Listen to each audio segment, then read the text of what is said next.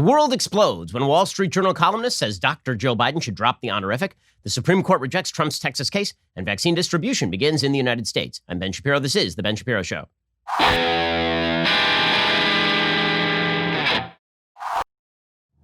The Ben Shapiro Show is sponsored by ExpressVPN. Why haven't you gotten a VPN yet? Visit expressvpn.com/Ben. We'll get to all the news in just one moment. The Electoral College, obviously, votes today. We'll bring you all the details on how that works and what is likely to happen. But before we get to that, let me just remind you, the best holiday gift, as always, meat the steak. Okay, so Omaha Steaks. How do I know they're so good? Because I keep kosher, and because I'm a special person. They actually sent me a kosher steak. Let me tell you, this is the most tender, juicy, delicious steak I have ever cooked. It is just spectacular. Omaha Steaks. It's over 100 years old, founded in 1917, still a fifth-generation family-owned company, truly the definition of the American dream. Send the perfect gift this holiday season, or send yourself something special. Bring families together for a delicious Omaha Steak holiday feast. The deluxe griller's assortment features butcher's cut filet mignons, a vast variety of entrees, sides, and desserts. And here is exactly what is in the deluxe griller's assortment. You ready for this? 4 top sirloins, 8 boneless chicken breasts, 4 Omaha Steaks burgers, 8 gourmet jumbo franks, 8 individual scalloped potatoes, 8 caramel apple tartlets, and 1 signature seasoning jar. I mean, that is some solid stuff. Right now, you get that incredible package plus 4 free burgers and a free digital meat thermometer at an exclusive price available only to my listeners. Go to omahasteaks.com, enter that code Shapiro into the search bar. If you're not hungry, just listening to this particular advertisement, I've not done my job, because let me just tell you, this stuff is mouthwatering. It is juicy. It is going to make your evening or an evening of your friends, family members. Go check them out right now. omahasteaks.com. Type Shapiro into the search bar and shop the best gourmet gifts of the season. Again, go to omahasteaks.com, go to the search bar and type in my name, Shapiro, to find the best gourmet gifts of the season. Okay, so we'll get to everything election 2020 related in just a moment, plus everything COVID related. But I'd be remiss if I did not note the big stupid controversy of the weekend. So the big stupid controversy of the weekend is there was an article that I found highly amusing. I'll just say it right now. It's a funny article by Joseph Epstein, who used to write for Commentary Magazine, among other things. He wrote a piece in the Wall Street Journal titled, "Is there a doctor in the White House? Not if you need an MD. Joe Biden should think about dropping the honorific, which feels fraudulent, even comic." Okay, fact check true. Fact check true. Okay, let's be real about this. Dr. Joe Biden is not a doctor in any sense you would actually need a doctor. Okay, I've had this debate many times publicly for a long time. So this has nothing to do with actually Joe Biden as a human being. Here is my view when it comes to doctorate degrees. Okay, I am a lawyer, which means I am a Juris Doctor. If I were to suggest that anyone call me doctor, like Dr. Shapiro, because I am a JD, you would think that I was an ass. Okay, and you'd be right, because that's an ass thing to do. Okay, there was a guy who lived around the corner from us many, many years ago. He got his PhD in musicology. And I'm sure he worked very hard on that dissertation in musicology. But let me just tell you, if you were at a dinner party and somebody had said, what's your name? And he had said, Dr. Smith. And then later in dinner, he had had some sort of anaphylactic reaction to the food. And Dr. Smith had been called to the table because he had to do something. And they said, oh yeah, and what's your doctorate? And he had said musicology. I guarantee you the person dying would have been very, very disappointed to learn that it was a doctorate in musicology. If you're ever on a plane, this happened before because, as everyone knows, my wife is an actual doctor, meaning a medical doctor, meaning somebody who can take care of you if you have a medical issue. Okay, if you're ever on a plane and the pilot says, do we have a doctor on board? If you raise your hand because you're a doctor of gender studies, you're an asshat. Okay, you're not helpful. You're not a helpful human being. There's a vast distinction between people who are medical doctors and people who are everything else. Now, if you want to be pedantic about this and say, yes, Dr. Joe Biden, well, she has a PhD. Okay, you want to call her Professor Joe Biden? That makes more sense, right? If she teaches or something. I mean, it's PhD, right? That's what we typically do. But the suggestion that somebody is Dr. Jill Biden and that she has no capacity, by the way, her doctorate is in education, which, not to crap on the field of education, but to crap a little bit on the field of education. If you got like your doctorate in education, I'm sorry, that is not even in the same ballpark as even like a JD, let alone an MD. Or a PhD in maths and hard sciences.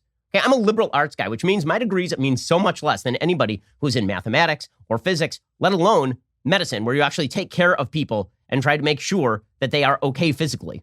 Okay, the reason that this comes up is, again, because people get confused about Dr. Jill Biden, because everybody insists in the media on calling her Dr. Jill, because, wow, she has a graduate degree. Ooh, a graduate degree. Again, as a person with a graduate degree, let me just say, graduate degrees, they don't mean squat. They don't. Okay, I'm crapping on my own degree right now, and I went to Harvard Law School. Okay, yes, it doesn't mean a whole hell of a lot. It means that you're smart enough to get a degree. Congrats. But I'm sorry, if you got a doctorate in education, because you wrote a paper called, I'm not kidding you, this is Dr. Jill Biden's dissertation at the University of Delaware. Okay, it is called Student Retention at the Community College Level, Meeting Students' Needs. Wow. Groundbreaking content analysis of student college needs at community colleges. And you insist that everybody call you doctor. This is no less irritating than when Barbara Boxer was grilling somebody from the military, and he called her Mrs. Boxer or something. She said, it's Senator. Okay, if you insist on your, first of all, you've never met a medical doctor who does that.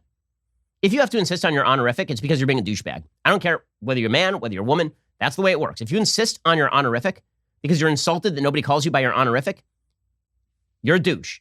Okay, I've met, at this point, hundreds, probably thousands of doctors.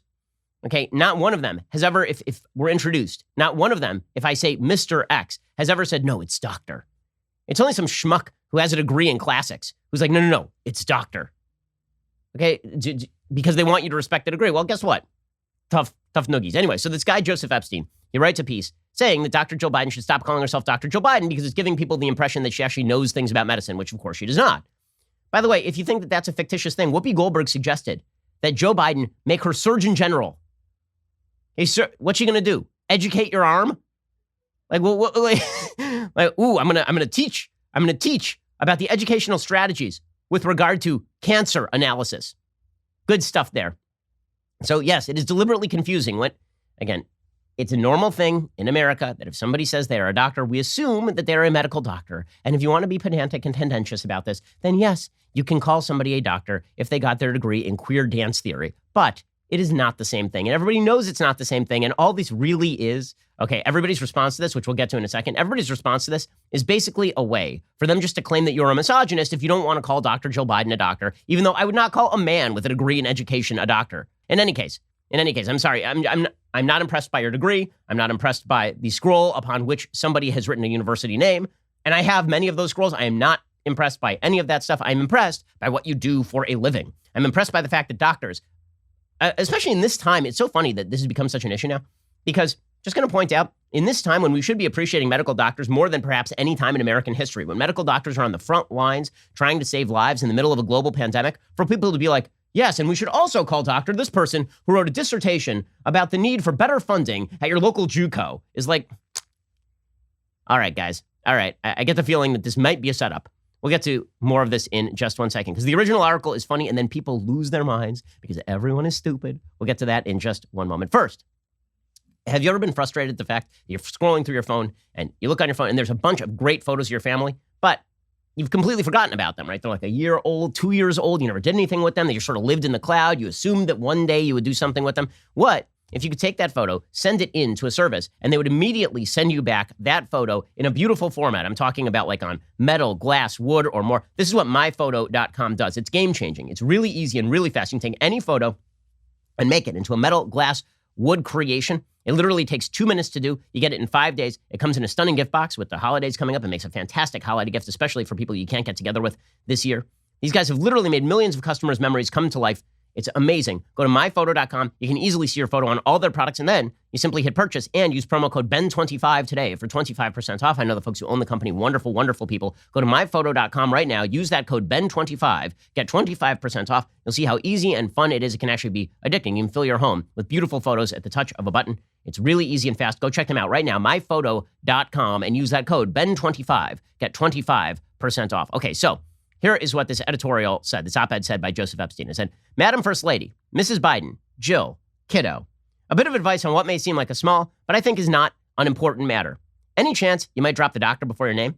Dr. Jill Biden sounds and feels fraudulent, not to say a touch comic. Your degree is, I believe, in EDD, a Doctor of Education earned at the University of Delaware through a dissertation with the unpromising title, Student Retention at the Community College Level, Meeting Students' Needs. A wise man once said that no one should call himself doctor unless he has delivered a child. Think about it, Dr. Jill, and forthwith drop the doc. Okay, so people are mad because he's sneering at Jill Biden. If she insists on being called Dr. Jill Biden, I join in the sneering. If you insist on being called doctor because you got a doctorate in divinity, I'm with them. Okay, and I he says kiddo. Wow, he said kiddo. Well, yes, I'm sure he would say that to a dude as well. Okay, this is not about sex. It's not about misogyny. I understand that everything on the left has to be massaged into some sort of charge of sexism, racism, bigotry, or homophobia. But I'm sorry, telling a white lady in her late 60s that she should stop calling herself doctor because she is not an actual medical doctor, that is not sexist. It's not. Just because she happens to, first of all, I don't even know that the charge sexism makes sense anymore from the left, considering that they believe a man can be a woman or a woman can be a man. But even if you were to assume that it makes sense now, I'm just wondering exactly why it would be sexist to say that anybody at all should not be called a doctor unless they are an actual medical doctor. By the way, this came up when I was at Harvard Law. There was a and I'll keep dropping that reference because if you're not impressed by Harvard Law, then you certainly should not be impressed by a degree from University of Delaware in education. In any case, I remember when I was at Harvard Law, an actual prestigious law school, okay? And I'm not impressed by it. You shouldn't be impressed by it either. A professor one day was in the class, and a student he was a woman, she raised her hand, and she was called upon, and the professor did not mention her honorific. Okay, it turned out that she had a doctorate in some classics field or something. And one of the other students said, you should call her doctor. And the professor immediately responded, if I have a heart attack, can she help? And she said, no. And he said, then I'm not calling her doctor. Agree. Okay, according to this columnist, I taught at Northwestern University for 30 years without a doctorate or any advanced degree. I have only a BA in absentia from the University of Chicago, in absentia because I took my examination on a pool table at headquarters company Fort Hood, Texas, while serving in the peacetime army in the late 50s. I do have an honorary doctorate, though I have to report the president of the school that awarded it was fired the year after I received it, not, I hope, for allowing my honorary doctorate. During my years as a university teacher, I was sometimes addressed usually on the phone as Dr. Epstein. On such occasions, it was all I could do not to reply, read 2 chapters of Henry James and get into bed, I'll be right over. I was also often addressed as doctor during the years I was editor of the American Scholar, the quarterly magazine of Phi Beta Kappa. Let me quickly insert, I'm also not a member of Phi Beta Kappa, except by marriage. Many of those who so addressed me, I noted, were scientists. I also received a fair amount of correspondence from people who appended the letters PhD to their names atop their letterheads, and have twice seen PhD on vanity license plates, which struck me as pathetic. In contemporary university in the social sciences and humanities, calling oneself doctor is thought Bush League. Okay, and then he talks about how we've kind of watered down the degree, and honorary doctorates are also watering down the degrees. He points out that honorary degree recipients and commencement speakers have included people like Stephen Colbert and Seth Meyers. He says political correctness has put paid to any true honor an honorary doctorate may once have possessed. If you are ever looking for a simile to denote rarity, try rarer than a contemporary university honorary degree list not containing an African-American woman. Then there are all those honorary degrees bestowed on Bill Cosby, Charlie Rose, and others who, owing to their proven or alleged sexual predations, have had to be rescinded. As for your EDD, Madam First Lady, harder though it may have been, please consider stowing it at least in public, at least for now. Forget the small thrill of being Dr. Jill and settle for the larger thrill of living for the next 4 years in the best public housing in the world as First Lady Jill Biden. Okay, so it's supposed to be a funny little piece, right? This thing blows up and people lose their minds because how dare you? How dare you? Dr. Jill Biden created the vaccine that is going to cure COVID-19. Wait, no, she didn't do that. Dr. Jill Biden could take out your appendix if you had a nope.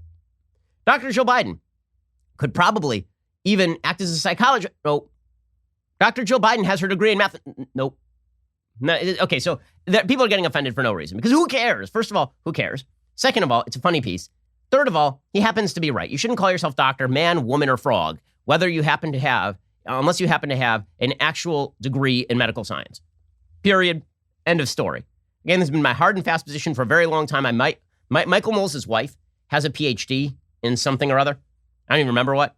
And I've mocked Knowles for years about this. I've said to Knowles over and over and over that my wife is a real doctor. His wife is not a real doctor. Fact check true. Okay, so any case, people lose their minds. But here's where it gets wild. Okay, so Michael LaRosa is the spokesperson for Jill Biden. Previously, at Dr. Biden, spokes and traveling press. By the way, that is her actual Twitter handle, Dr. Biden. She's not a medical doctor. She isn't. And as somebody who watched my wife go through and helped her through like 1 million years of school and residency and leaving home at odd hours so that she could go to the hospital and treat patients, let me just say that anyone who equates a doctorate in education to a medical doctorate is an idiot, a fool, and a moron. In any case, her handle is at Dr. Biden. Okay, and here's what Michael LaRosa tweets. At James Toronto, who is the editor of the Wall Street Journal op-ed page. You and the Wall Street Journal should be embarrassed to print the disgusting, sexist attack on Dr. Biden running in the Wall Street Journal opinion page. If you had any respect for women at all, you would remove this repugnant display of chauvinism from your paper and apologize to her. Okay, so just a note, that is the spokesperson for the supposed incoming First Lady of the United States, who is openly calling for an op-ed page to retract an op-ed. Now, normally, as the editor emeritus of a major publication, let me just point out, normally when you retract something, it's because of factual errors. You don't retract opinion pieces. I'm amazed that the same people who are fine with the New York Times running full-on op-eds from Chinese propaganda outlets, running full-on op-eds about the glories of sex under socialism in Eastern Germany, which is something the New York Times did not all that long ago, that these same people are like, you said Dr. Jill Biden should stop calling herself doctor? How dare you, sir? Take down this disgusting sexist slur. And what's amazing? The media agreed. Because our media, they love the First Amendment, and they are really upset with attacks on the press. Unless, of course, the attacks on the press are being made by Democrats, in which case they're over in the corner going, like Tom Hulse and Amadeus. Doug Emhoff, who is the husband of Kamala Harris, he wrote, Dr. Biden earned her degrees through hard work and pure grit. Pure grit? It's an education degree from the University of Delaware. I'm sorry. She wasn't out on the railroads, like pure grit. She was, again, University of Delaware, earning a degree in education. Not the same. Like, did she work herself up from the slums to get an education degree at the University of Delaware? Wow, what a rags to riches story that is. I mean, that's like those tales of people back in the 1800s who would like get on there, covered wagons, make their way out west, build log cabins with their own hands. I mean, that pure grit. When I think grit, I think pioneers and a lady who got an education doctorate from University of Delaware. Grit. She earned her degrees through hard work and pure grit. She's an inspiration to me, to her students, and to Americans across the country. I mean,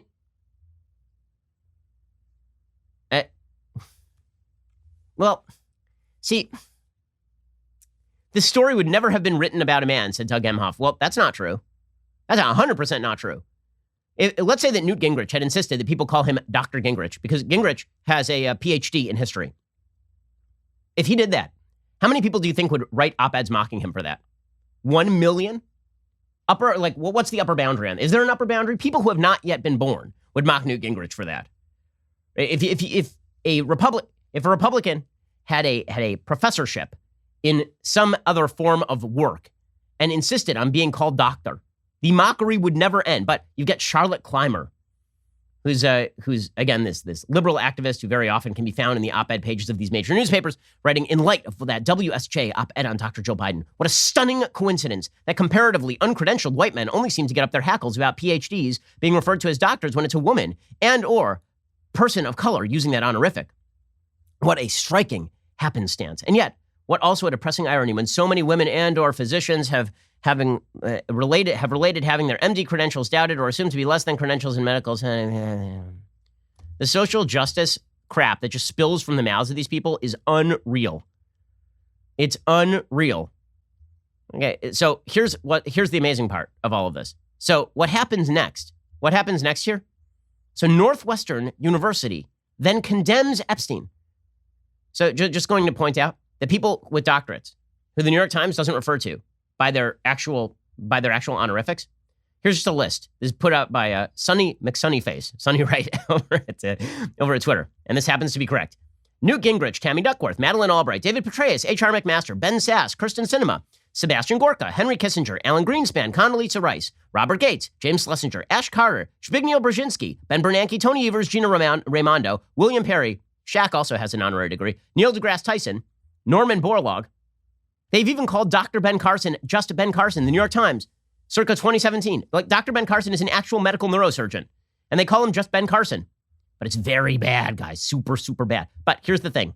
How is all this reacted to? Not with the usual rolling of eyes that would be sort of normal over all of this, but instead, people react like, they're right. Make the Wall Street Journal and Joseph Epstein pay. This is the part where it becomes sort of an important issue. Like, the rest of this is just sort of dumb. But it becomes an important issue when all of a sudden you start seeing the cancel culture coming for people who say something as frankly plain to see as the only people who should generally be called doctors in American lives are people who can take care of you if you break your leg. We'll get to more of this in just 1 second. First, let us talk about the fact that you have been putting off straightening those teeth. So, long time ago, you had those braces, right? And then you took off the braces. A glorious day. Finally, you went to school. Everybody's like, wow, where'd the braces go?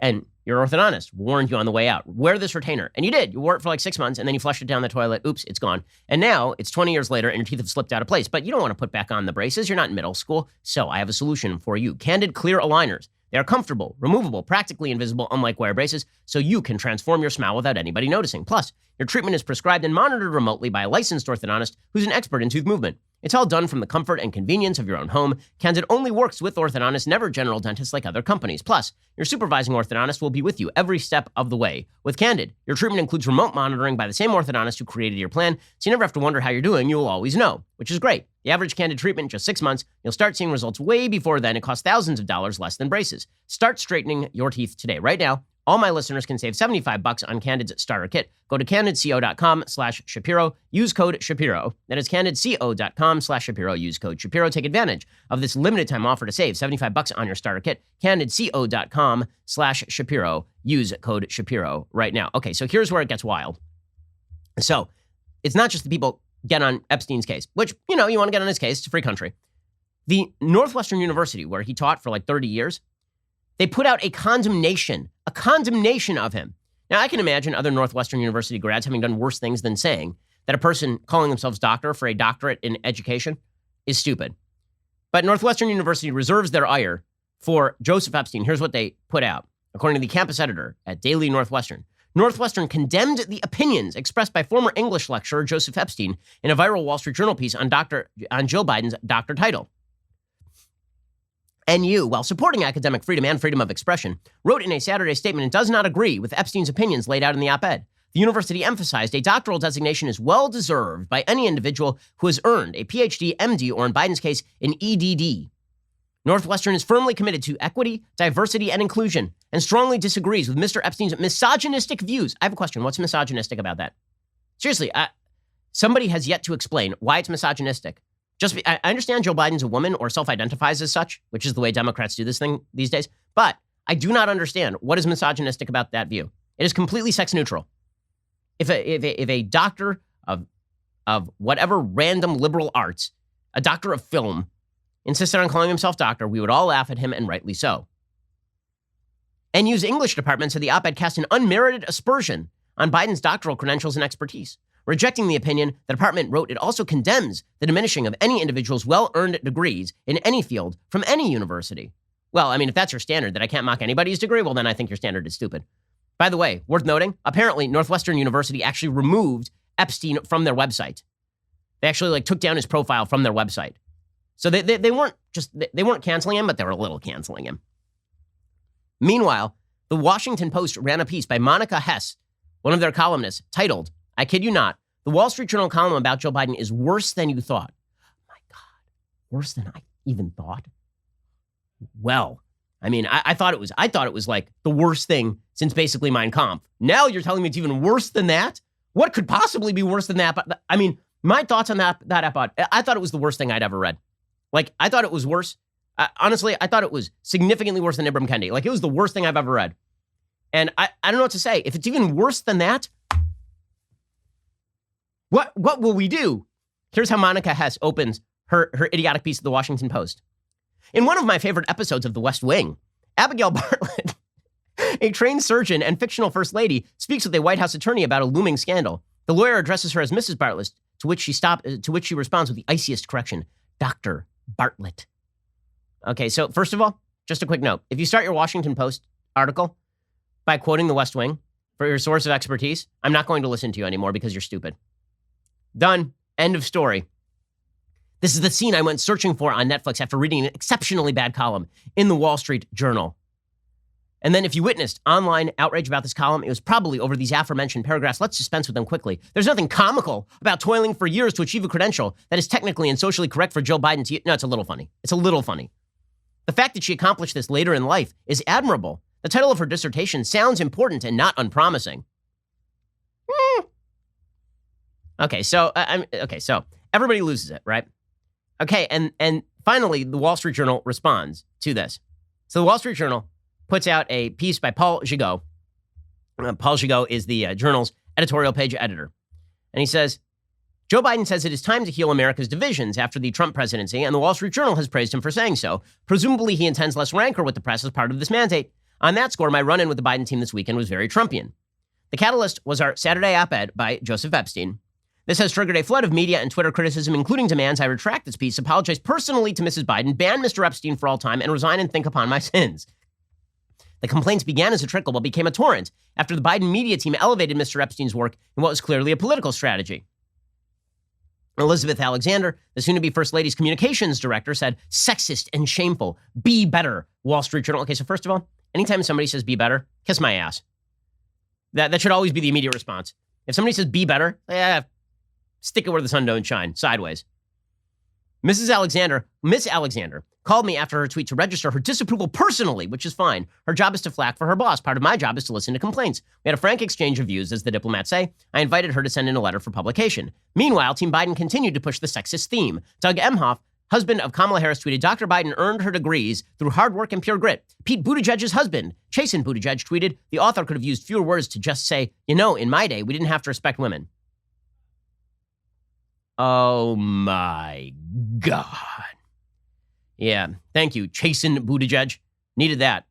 Why go to such lengths to highlight a single op-ed on a relatively minor issue? My guess is that the Biden team concluded it was a chance to use the big gun of identity politics to send a message to critics as it prepares to take power. There's nothing like playing the race or gender card to stifle criticism.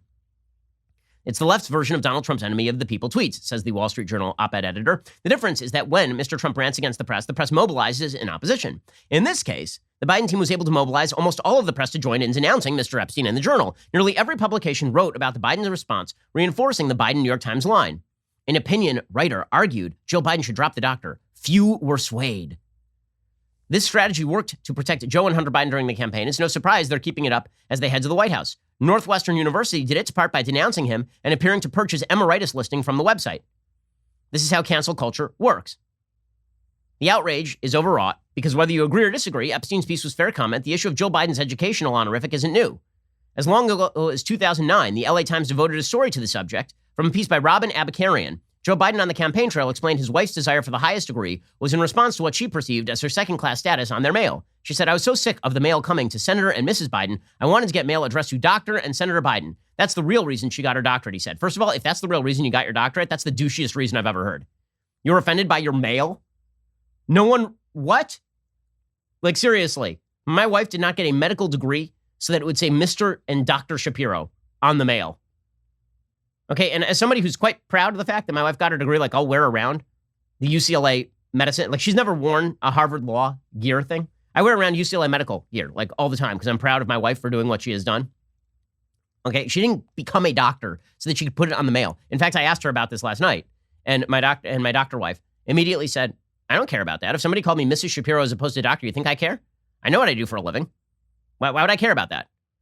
I mean, she also added, first of all, my first identity is actually not as my job. My first identity is as a mother and a wife. But beyond that, like, why would I care about that? If you're so insecure that you need everybody to call you doctor when you don't actually, you're not even a medical doctor, then I don't know what to tell you. Seriously.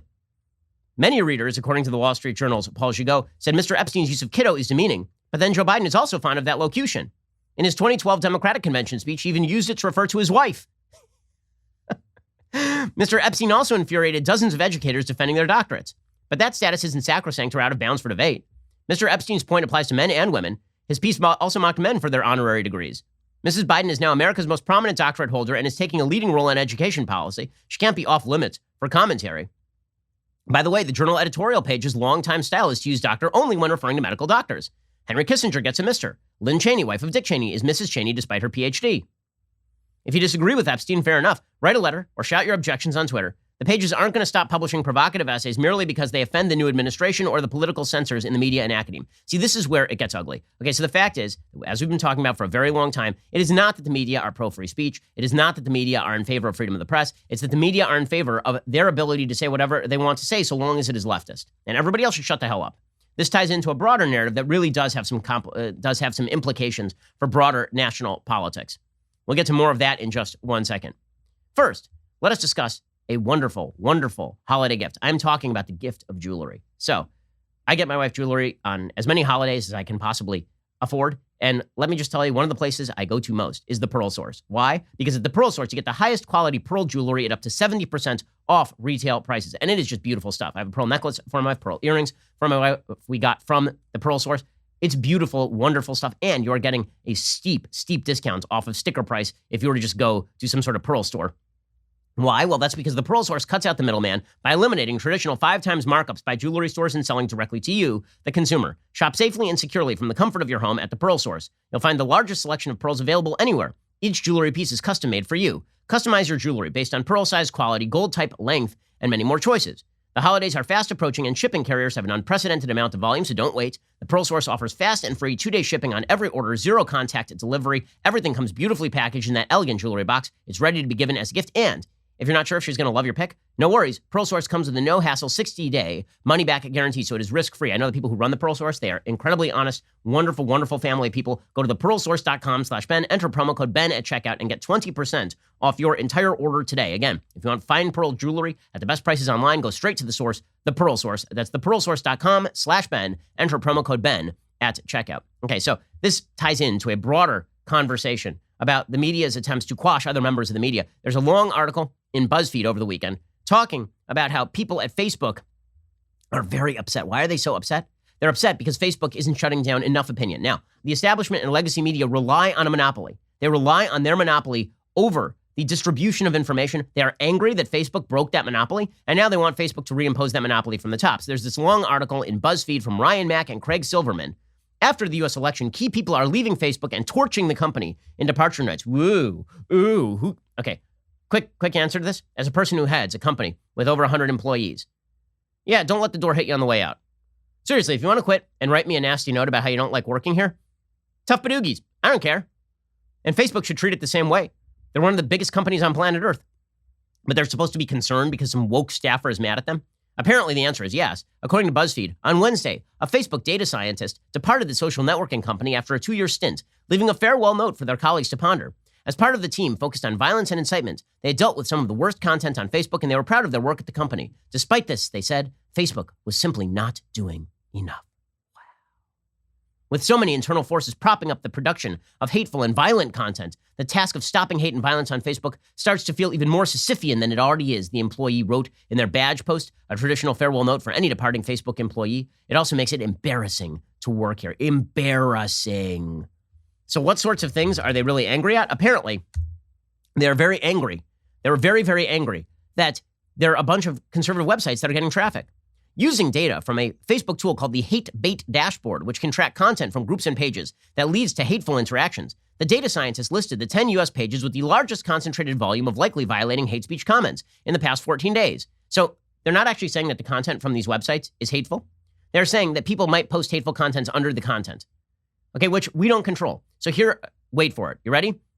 All pages were associated with conservative outlets or personalities, including Breitbart News, Fox News, The Daily Caller, Donald Trump's campaign and main account, and Ben Shapiro. Ah, there it is. They also shared a sample of the hateful comments posted on a recent Breitbart News post about Nancy Pelosi's support for transgender athletes.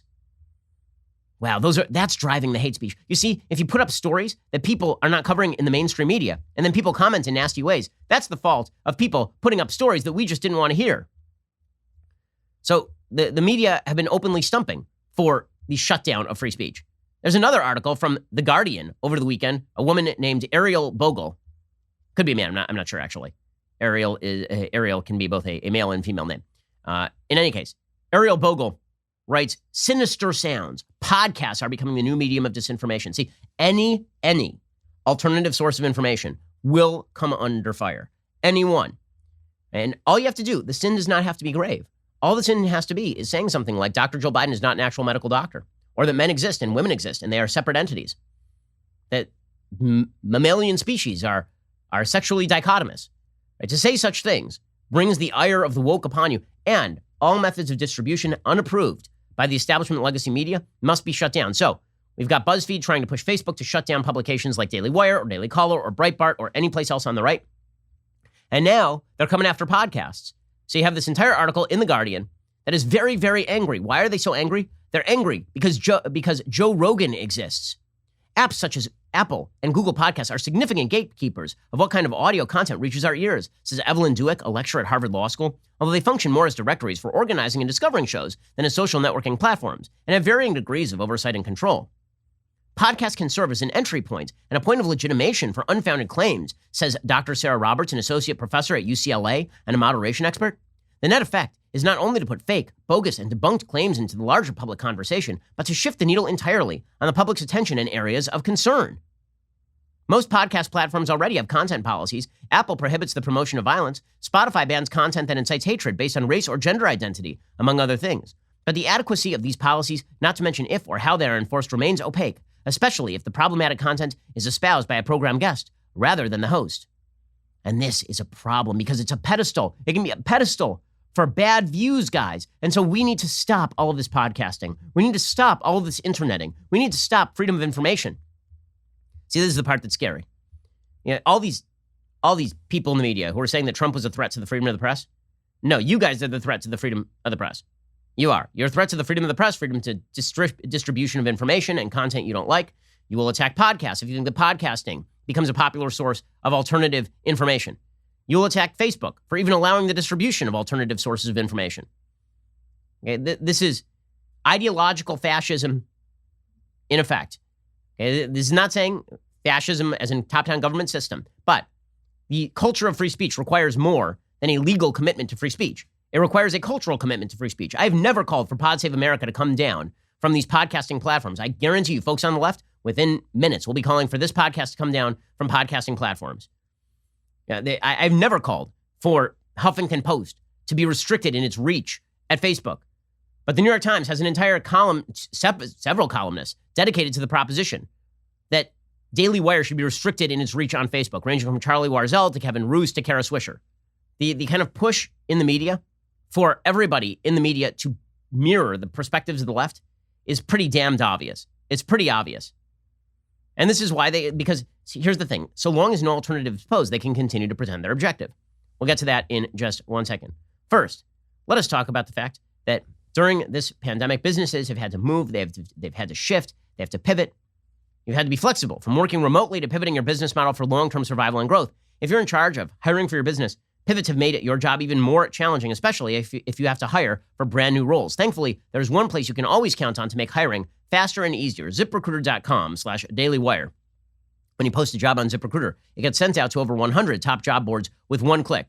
Then ZipRecruiter's powerful technology finds people with the right skills and experience for your job and then actively invites them to apply. It's no wonder that 4 out of 5 employers who post on ZipRecruiter get a quality candidate within the very first day. If you're looking to upgrade your employees, then you should be looking to ZipRecruiter. Let's say that you have an employee who is so annoying and so bad that you've been trying to fire him for years. In fact, let's say you moved a 100-person company out of the town where he lived just to avoid him, and then he followed you like a lost dog from Homeward Bound. And let's say that you just wanted to get rid of this person. Let's say that this person had the bizarre perspective until the last 5 minutes that doctor is an honorific that should be applied to pretty much everybody who earns a doctorate as opposed to just medical doctors. And you're like, you know what? I don't like that guy anymore. I want to get rid of him. ZipRecruiter would be the place to go.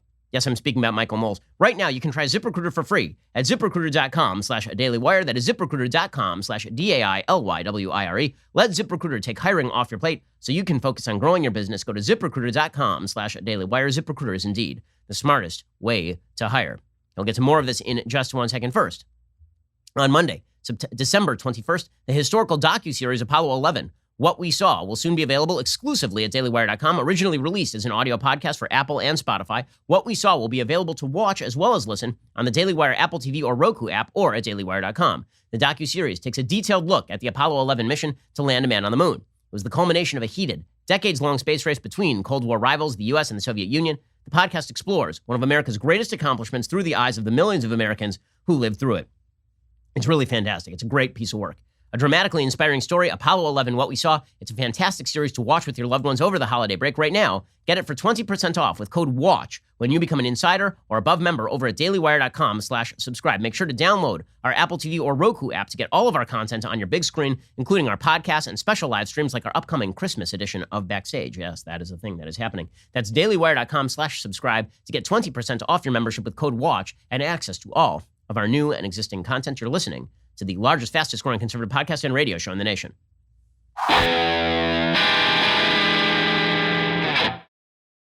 Okay, so again, the purpose here of restricting alternative sources of information is not only to create a market monopoly in which you can only view one side of the aisle, it's to reestablish the idea that if you are a leftist, you're actually objective. Because if there's no other side of the aisle, then you can promote yourself as objective. This is what members of the establishment media did for literally decades. Right? You had Walter Cronkite, a motivated leftist, and Sam Donaldson, a motivated leftist, and Dan Rather, a motivated leftist, and these were your news anchors, the people you were supposed to believe. And because there was no real alternative source of information in real time, it meant that they could get away with as much political bias as they wanted to ladle into their programming. And this is how you have idiots like Chris Cuomo who end up being perceived as somehow objective journalists. Here's what Chris Cuomo tweeted. Objective journalist Chris Cuomo, just journalisming all over the place, that hot, sticky journalism getting everywhere. He tweeted, with Trump saying, "We just begun to fight when it just ended. This is actually barely parody." He's talking about an SNL sketch making fun of Newsmax. They did a sketch called Sports Max in which people refuse to admit the Jets ever lose. The description is actually funnier than the sketch was. In any case, Chris Cuomo tweeted out, with Trump saying, "We just begun to fight when it just ended. This is actually barely parody. We need to remember the Retrumplicans at their worst and strive to hold all those in power to a much, much, much higher standard, lest we wind up here again." Yes, speaking truth to power. That's something that Chris Cuomo does on a regular basis while making jokes about his brother's nostril size as tens of thousands of people die in his brother's state. Yes, Chris Cuomo. That's a dude who speaks truth to power. I really look forward to Chris Cuomo's interview with Andrew Cuomo about the latest sexual harassment allegations against his brother. Yeah, I have a feeling that's not going to come up. Ryan Saavedra reporting over the weekend. Sexual misconduct allegations were alleged against New York Democrat Governor Andrew Cuomo on Sunday, a development that comes alongside news that Joe Biden reportedly considered Cuomo to be Attorney General. The allegations against Cuomo were made by one of his former advisors, progressive activist Lindsey Boylan. Boylan made the allegation on Twitter in a series of tweets on her experience with sexual harassment. She tweeted, "Yes, Governor Cuomo sexually harassed me for years. Many saw it and watched. I could never anticipate what to expect. Would I be grilled on my work, which was very good, or harassed about my looks? Or would it be both in the same conversation? This was the way for years. Not knowing what to expect, what's the most upsetting part, aside from knowing that no one would do a damn thing even when they saw it? No one. And I know I'm not the only woman. I'm angry to be put in this situation of all. That because I am a woman, I can work hard my whole life to better myself and help others, and yet still fall victim as countless women over generations have, mostly silently. I hate that some men, like Governor Cuomo, abuse their power." And this was as Joe Biden was apparently considering Cuomo for Attorney General. So very, very solid stuff. I look forward to the media reporting in detail on these allegations, just as they did with Brett Kavanaugh, with no evidence other than Christine Blasey Ford saying things that could not be verified in any way, shape, or form. Here is what USA Today reported. Here is their headline. You ready? "The aide has not yet provided any validating evidence for the allegations or specified details on harassment. Cuomo's office has denied the claim." You see, that's how you cover allegations now. I get it. So when somebody accuses Brett Kavanaugh of gang rape, then you're like, we should probably do, like put her on the cover of magazines with her face made up of words like they did on the cover of Time. That's probably what they should do. But when a lady accuses Governor Cuomo of sexual harassment, you don't ask questions. You don't try to find other people in the office and ask them if they ever saw evidence of it. You just say, I guess we can move on. We're done here, right?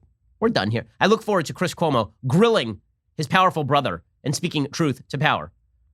I also look forward to the media really covering in detail the fact that one of their favorite Senate candidates, Raphael Warnock in Georgia, who is an anti-Semite, right? I mean, he's done speeches defending Jeremiah Wright over and over again.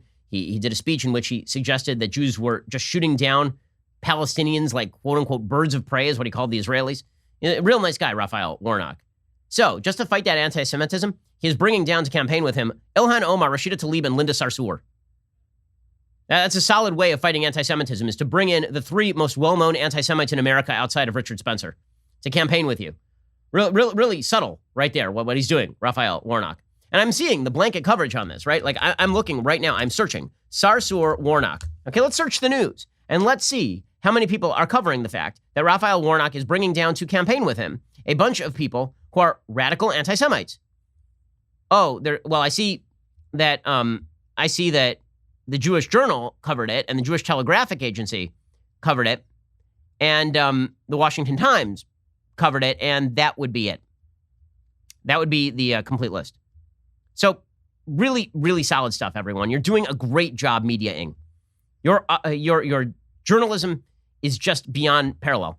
Meanwhile, at the Hill, speaking of journalism beyond parallel, listen to this headline, okay, about Kelly Loeffler. You think the media haven't taken sides here? So Kelly Loeffler is running for Senate in Georgia. She's the current sitting senator of Georgia. She shellacked Raphael Warnock in their debate. You know that because people were claiming that she had a bug in her ear. As soon as anybody says there's a wire, you know that person won the debate. Anyway, here is Sarah Paulus reporting for The Hill. Loeffler's campaign condemns white supremacists who appeared in photo. That was not their original headline. The original headline was Loeffler's campaign refuses or defends photo with white supremacist. That was their original headline. They changed the headline. Editor's note, the headline on the story was updated at 8:45 p.m. to reflect that Senator Loeffler condemned Chester Doles, a white supremacist who posted a photo with the senator. An earlier version of the story included incorrect information. Wrong. An earlier version of the story had a headline with incorrect information. In the story, it said that Loeffler condemned the white supremacist and said, I take pictures with lots of people, which happens to be true, right? As a quasi-celeb, I can tell you I take lots of pictures with lots of people. I'm sure there are lots of pictures of people who are unsavory because I've probably taken, at this point, producer Colton can tell you because he's traveled with me, I've probably taken easily 20,000 pictures of people over the course of the last couple of years. Easily. Okay, and I assume there's some of those people who will go on to do terrible things or who have done terrible things in the past. Okay, so Loeffler cracked back against it, and The Hill reported that she had not, because that is how your wonderful media work. And then you wonder why people don't trust the media. Like, understand that all of the systemic distrust issues that we are having right now over election 2020 spur directly from gigantic mistrust of the media. So when President Trump says that nobody trusts the media, when he says that you guys didn't even follow up on the Hunter Biden stuff when it was reported at the end of the election, he happens to be correct about that. Right? This is what Trump was saying over the weekend. He said, listen, Hunter Biden, Joe lied about Hunter from the debate stage. This is true, right? Joe Biden said from the debate stage there were not even any allegations of Hunter Biden corruption. That is a lie. That is not true. Here was Trump over the weekend pointing this out. Hunter Biden this week has confirmed 2 investigations on him, one on Jim Biden. The word is you're disappointed that William Barr knew about this in the spring. Well, everybody is. Who isn't disappointed? Right. Joe Biden lied on the debate stage. He said there's nothing happening, and Bill Barr should have stepped up. Okay, and Trump happens to be correct, right? Trump happens to be correct that the media actively downplayed the story and refused to report the story. Now, of course, they can report the story. But when Trump says that Biden ran from the basement, he doesn't just mean that Biden stayed in the basement. What he means is nobody asked him a tough question the entirety of the presidential run. I said this early on. Now, there are a lot of people who say the election was rigged because of voter fraud and voter irregularity. I haven't seen the evidence to back that up. What I have seen is the clear evidence that the media rigged the election by refusing to cover any relevant information about Joe Biden while suggesting that Donald Trump was responsible for hundreds of thousands of dead people thanks to COVID, and that Donald Trump was a white supremacist who was in hock to Russia. That is how you rig an election. Okay, seriously. And so here is Donald Trump pointing out that Biden ran a race from the basement and was able to get away with it. The spirit, the liveliness, the whole thing, even the fundraising, the money that's pouring in to fight this. It's one thing to say, you ran a great race. Congratulations. I'm okay with that. But they didn't. They didn't run a good race. They ran a horrible race from the basement. They ran a race where he didn't even run. Okay, so Trump's takeaway from that is that he couldn't have lost because Biden didn't run. And the answer is the media ran. I mean, that really is the answer. The answer is not that Biden necessarily lost the vote count because he was jobbed, Trump. The answer is that Donald Trump was not, he was correct about this. He was not running against Joe Biden primarily. He was running against a media that wished to see him burn and is willing to defend Democrats. And that's not going to stop. Okay, if Joe Biden is inaugurated January 20th, that is not going to end. It is not as though they go back to the business of journalisming, your mainstream media. Instead, they get into the business of targeting you, right? Trump is just the person that they were attacking instead of you. Now they'll get back to attacking you, the regular Americans, for whatever it is you're doing today. They'll dig up your Facebook post. They'll dig up your Twitter. They got to fill that feed somehow. They got to generate those anger clicks from the left. So how are they going to do that? They're going to do that. They won't have Trump to kick around anymore. Presumably they'll still keep reporting on him even if he's not president. But they'll just turn and they'll go after you. Right? That is the idea, that red state America is bad. Anybody who is a Republican is bad. Anybody who's a conservative. And meanwhile, they will ignore actual breaking developments until it's a little more convenient to cover them. Speaking of which, some breaking news on the Hunter Biden story. So according to Michael Balsamo and Eric Tucker, reporting for NBC Philadelphia, a subpoena seeking documents from Hunter Biden asked for information related to more than 24 entities, including Burisma, according to a person familiar with a Justice Department tax investigation of President-elect Joe Biden's son. The breadth of the subpoena, issued Tuesday, underscores the wide-angle lens prosecutors are taking as they examine the younger Biden's finances and international business ventures. Hunter Biden's ties to Burisma in particular have long dogged the policy work and political aspirations of his father, Joe Biden, now the president-elect of the United States. It's unclear whether Hunter's work at the Ukrainian company is a central part of the federal investigation or whether prosecutors are simply seeking information about all his sources of income in recent years. A lawyer for the younger Biden, George Messiers, did not immediately return a phone call seeking comment for the story. A spokesman for the Biden transition team declined to comment. Hunter Biden said he only learned of the investigation last Tuesday. But of course, that's number one. It may be true, but that investigation was launched apparently in 2018. By the way, I share Trump's ire that the DOJ didn't announce this investigation was going on. I understand there's such a thing as a covert versus an overt investigation, but the difference between a covert and an overt investigation is mainly public knowledge of the investigation going on. Now, there are reports back in October that Hunter was under investigation. It would have been very easy for the DOJ to confirm or deny that story. They didn't. Instead, they held out until past the election, saying that it fulfilled their mandate not to interfere in an election. Well, if it's already public knowledge that an investigation is going on, and then you just keep it quiet until after the election, that is, in fact, election interference.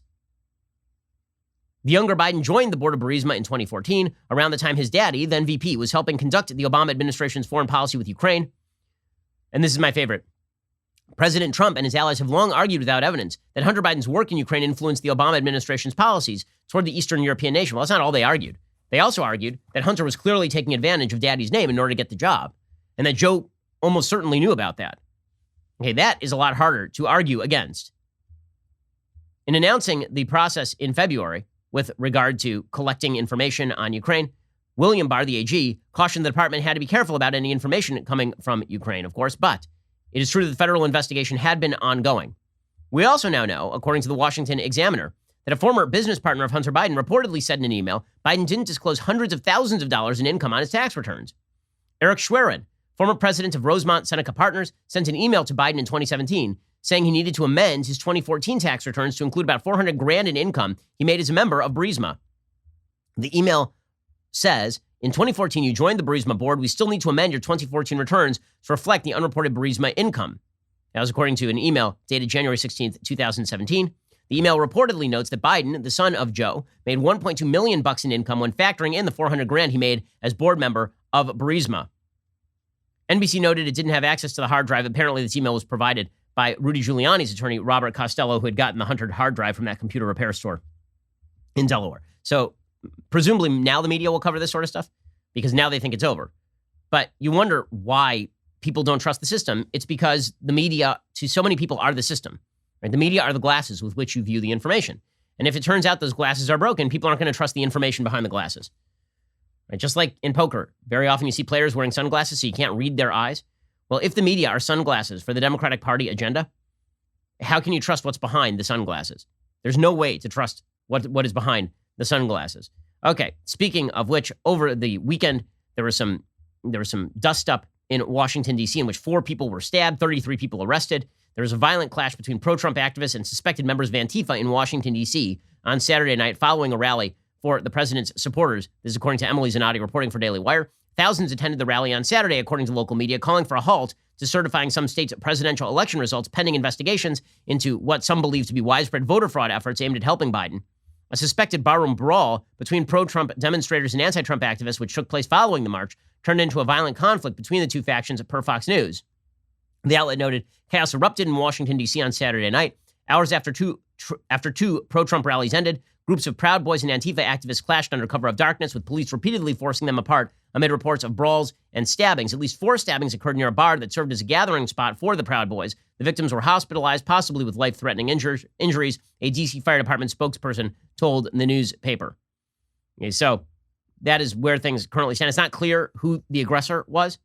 It is fair to say that everywhere Antifa goes, there is violence. And there have been a number of incidents with the Proud Boys as well, obviously. The two groups apparently were lobbing fireworks at each other before engaging in close quarters combat, and the police ultimately deployed pepper spray to control both sides of the altercation. So ugly stuff on all sides there, obviously.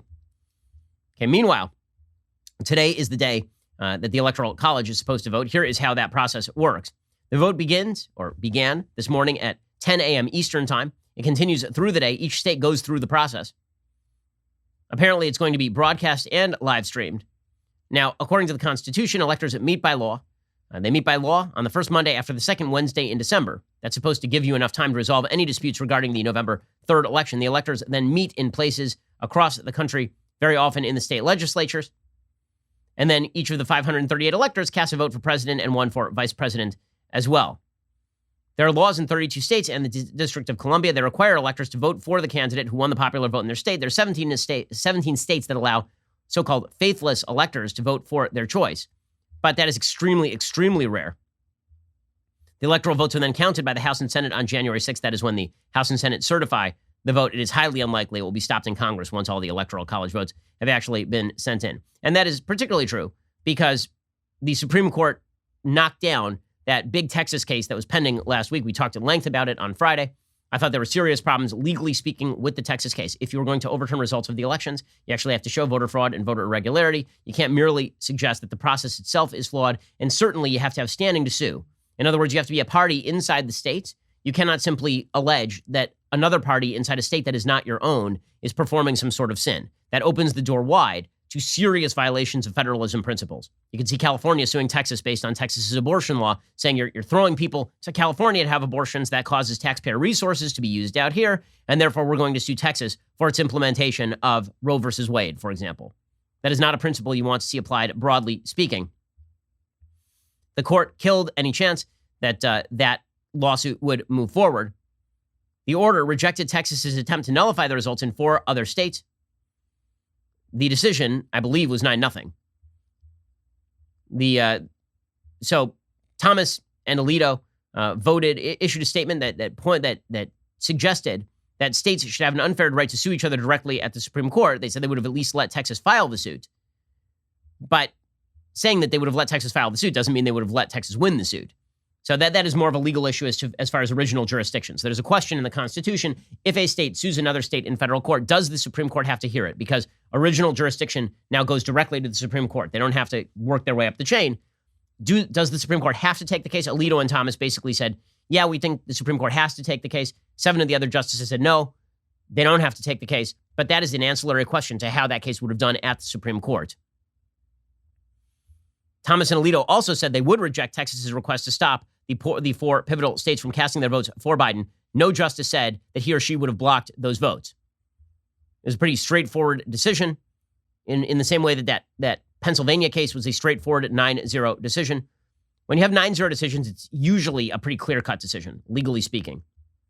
Beyond that, there was a Wisconsin case that was pending, and it turns out that Team Trump was just not making the sort of allegations that are likely to result in the change to the election. I know these are uncomfortable facts, but uncomfortable facts they may be, they're still facts. Andy McCarthy points out over at National Review that there was a federal district court rejection of another Trump campaign lawsuit on Saturday. It was the sort of last lawsuit that was pending. Number one, the rejecting was done by a Trump-appointed judge. Okay, one of the passages in the decision, according to Andy McCarthy, is worthy of note. He says, with the Electoral College meeting just days away, the court declined to address the issues in piecemeal fashion and instead provided plaintiff with an expedited hearing on the merits of the claim. On the morning of the hearing, the parties reached agreement on a stipulated set of facts and then presented arguments to the court. Okay, so normally what that means is that the court was saying to Team Trump, okay, show me all your evidence of voter fraud and voter irregularity. Like, now, put it out. We got to expedite this thing. Give me your... So they got their chance to put it in court. Instead, Team Trump stipulated that they agreed that there was no widespread voter fraud or voter irregularity evidence. And they stipulated and agreed to that in court. As Andy McCarthy points out, a stipulated set of facts in this context is an agreement between the lawyers for the adversary parties about what testimony witnesses would give and or what facts would be established if the parties went through the process of calling witnesses and offering tangible evidence at a hearing or trial. In a real controversy in which one or both of the parties are making hotly disputed factual claims, there are almost no stipulations. For example, a defendant who vehemently denies that he committed stock fraud may be willing to stipulate that 20,000 shares of a common stock were sold, but other than that, the defendant will demand adversary call fact witnesses who claim he defrauded them so he can cross-examine them. But here, the Trump campaign has been claiming extensive voter fraud and lawbreaking, and then they stipulated an agreement to the basic facts with Democrats. So what did they say the case was really about if it wasn't about voter fraud and voter irregularity? 3 differences over the manner in which the election was administered. To all of which, as the judge pointed out, the campaign could have objected before the election if the matters had actually been of great moment. So it turns out that the legal strategy in Wisconsin was deeply flawed as well. And so that means that the Electoral College is going to move forward with its vote today. That is not a particular shock. Worth noting here that all of the members of the media who've been screaming and crying about the violation of critical voting protocol should note that the process worked here, okay? And it worked to their favor. There were court cases filed. The court cases were nearly all dismissed. Team Trump's legal strategy went 1-53, something like that. Like one win and some 50-some losses. Okay, that Georgia case, I believe, is still pending with regard to voter fraud and voter irregularity. That's the only serious case still on the docket. We'll see whether they have the proof to push that through. Meanwhile, the same people are promoting the idea that it is deeply undemocratic to file lawsuits or wonder about voter fraud and voter irregularity are completely ignoring the fact that Democrats have now been requested by a Democrat to overturn the results of an election in Iowa. According to the Des Moines Register, in Iowa's 2nd congressional district, Rita Hart, the loser by 6 votes to Marianne Miller Meeks, has picked a path that will inflame. Her team skipped the appeal process available through Iowa's courts and instead elected to petition the U.S. House of Representatives panel directly to oversee a recount before the full House decides the outcome. So basically, she's asking the Democrats in Congress to overturn the results of the election through their procedures and then take the seat back. Okay, that's just as undemocratic as anything the Democrats are accusing Republicans of. It's just not getting any of the same sort of media coverage. Number one, because it's a congressional race, but number two, because it is a Democrat, which is always worthy of note. Okay, meanwhile, in some actual good news, the COVID vaccine is going out en masse today.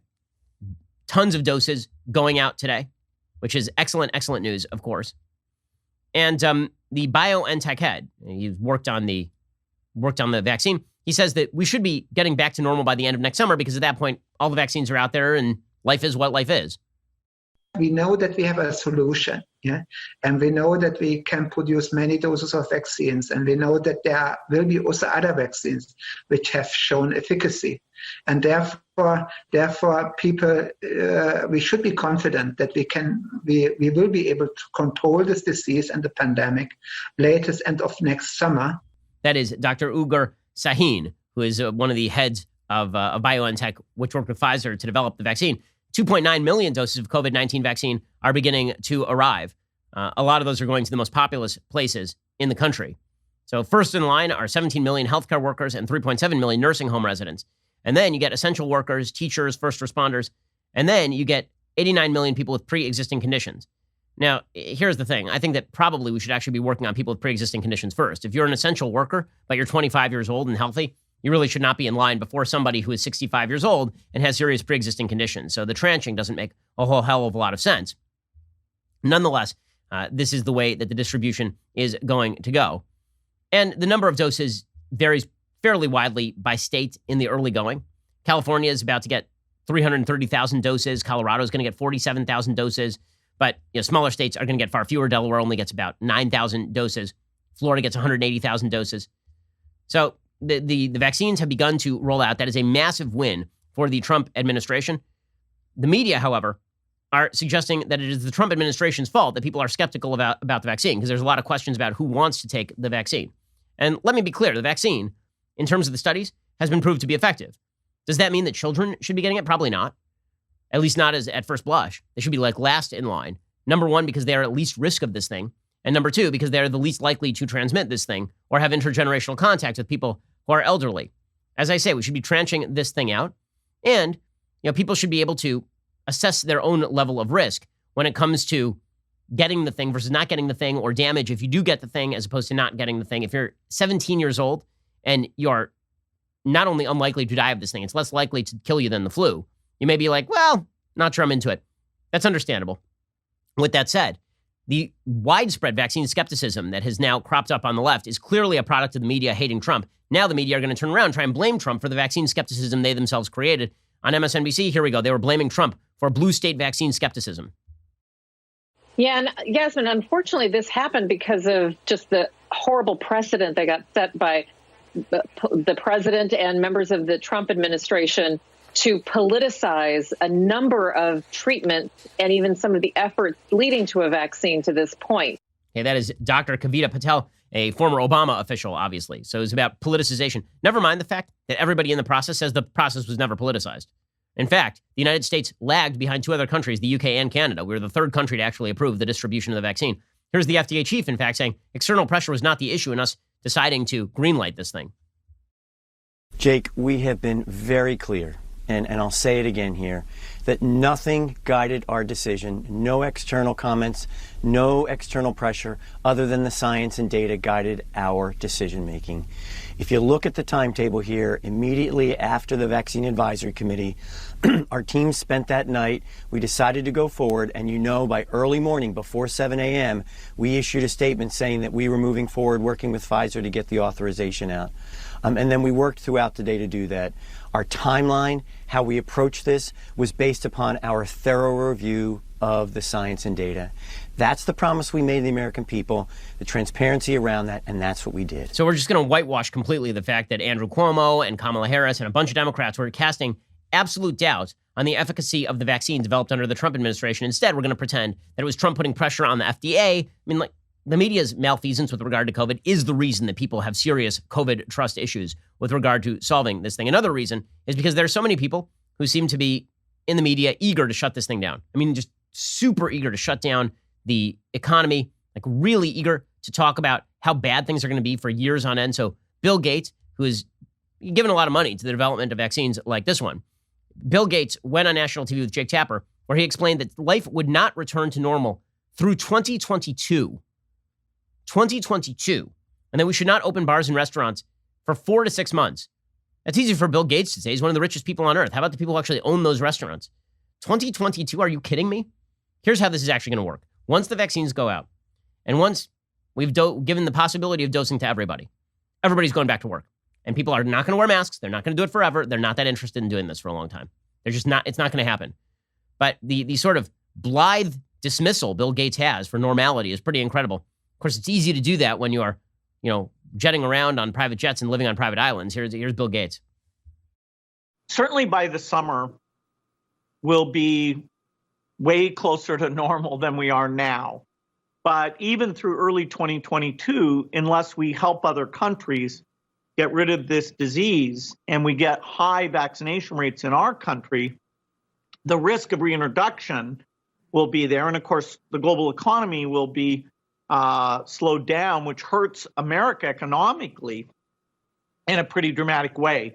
So we'll have, starting in the summer, about 9 months where a few things like big public gatherings will still be restricted. But, we can see now that somewhere between 12 to 18 months, we have a chance, if we manage it well, to get back to normal. Nope.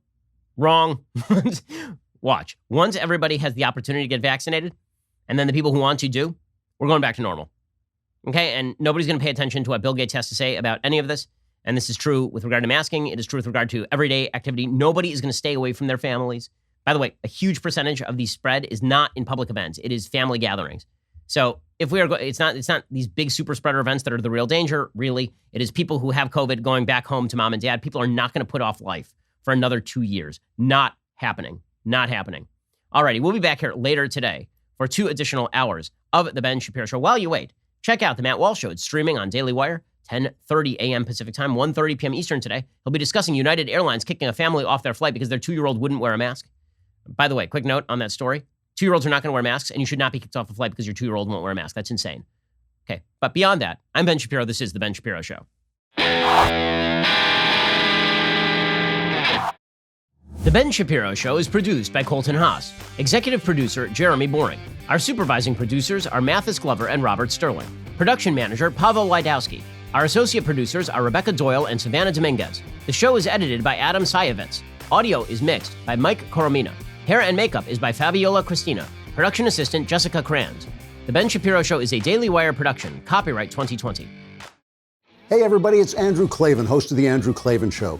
Some people are depressed because the American Republic is collapsing, the end of days is approaching, and the moon has turned to blood. But on The Andrew Klavan Show, that's where the fun just gets started. So come on over to The Andrew Klavan Show and laugh your way through the apocalypse with me, Andrew Klavan.